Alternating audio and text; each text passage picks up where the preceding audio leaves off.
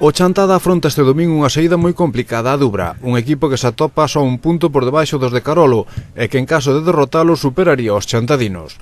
O encontro do domingo non será nada doado para o Chantada, xa que hai que lembrar que ata agora o Dubra foi o único equipo que venceu no Sangoñedo. En primeira regional, partido tamén moi complicado para o Taboada. Os de Emilio desprázanse ata a Vila do Cabe, onde se espera o Lemos, líder indiscutible da táboa. Os de Taboada gañaronlle na Medela, por iso os de Lemos tentarán aínda con máis gañas devolverlles a vitoria. Gran encontro que disputarán o Chantada B e o Escairón o domingo ás 5 da tarde no Sangoñedo. Os chantadinos mídense ao equipo que a día de hoxe ten máis papeletas para acompañar o Polvorín no ascenso a primeira regional.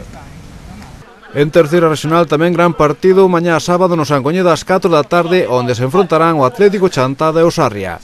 Os de Miguel tentarán dar a sorpresa e impoñerse ao terceiro clasificado, pero non será sinxelo xa que os visitantes son candidatos ao ascenso e tentarán non perder 3 puntos vitais para eles. Nas inferiores, o Xuvenil A afronta este sábado unha saída moi complicada á casa do Pabellón B, segundo clasificado, e que está nun momento de forma extraordinario. Sen embargo, os de Óscar Méndez son conscientes de que é un novo partido importante para seguir sumando e achegándose á permanencia.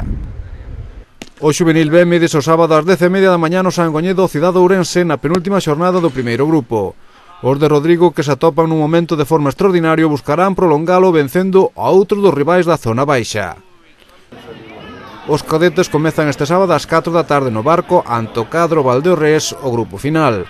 Este grupo está formado por 10 equipos e disputarase unha súa volta. Por quedar entre os dous primeiros, os de Juan xogarán 4 partidos como visitantes e 5 como locais. O equipo femenino finaliza este sábado ás 6 da tarde no Sangoñedo o Campeonato Ligueiro. As de Rigui enfrontanse ao Orzán C, que suma 6 puntos, máis que as chantadinas, e contra as que empataron na ida. Xa en baloncesto, na Liga EVA, partido difícil para o CB Chantada o sábado ás 8:15 na casa do segundo clasificado, o Ferrol.